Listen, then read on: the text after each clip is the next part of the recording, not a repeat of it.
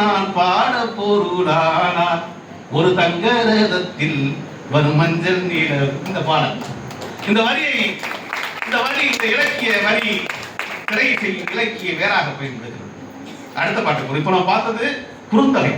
சங்க இலக்கியம் எவ்வளவு எளிமையா இருக்கு, சங்க இலக்கியம் எவ்வளவு எளிமையா இருக்கு. அடுத்ததை நான் பார்க்க போறது புறநானூறு.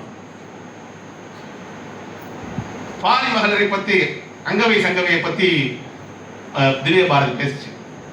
அந்த அங்கவை சங்கவையை இதே திரைத்துறை எவ்வளவு கேவலப்படுத்தினாங்கிறது நமக்கு தெரியும் இல்லையா?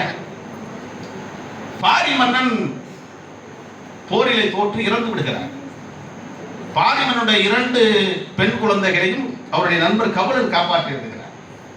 அந்த 2 பெண் குழந்தைகளும் அந்த தந்தை இழந்த சோகத்தை சொல்லுது. அந்த சோகத்தை சொல்லக்கூடிய புறநானூற்று பாடல் அதுதான் அற்றை திங்கள். அற்றை திங்கள் அவ்வெண்ணிலவில் எந்தையும் உடையோம் எம் குன்றம் பிறர் குலர். அந்த நிலவுல எங்க அப்பா இருந்தாரு, எங்களுடைய நாடை யாரும் எடுத்துக்கல. எம் குன்றம் பிறர் குலர் இற்றை திங்கள் இவ்வெண்ணிலவில் வென்றறி முரசின் வேந்தரியம் குன்றும் கொண்டார் யாம் எந்தையும் இளமை. இந்த மூவேந்தர்கள் எங்க தந்தையும் அடிச்சிட்டாங்க, எங்க நிலமும் எங்கள்கிட்ட இல்லை அப்படிங்கிற மாதிரி ஒரு அருமையான ஒரு பாடல் புறநானூற்று பாடல்.